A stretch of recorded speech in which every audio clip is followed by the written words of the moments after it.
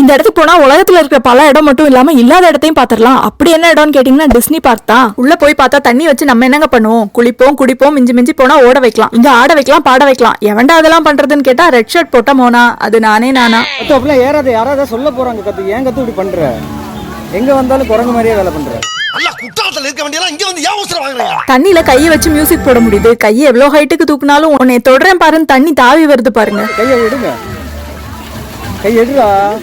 Video போயிட்டு இருக்கு. சாவு அடிக்கிறாங்களே.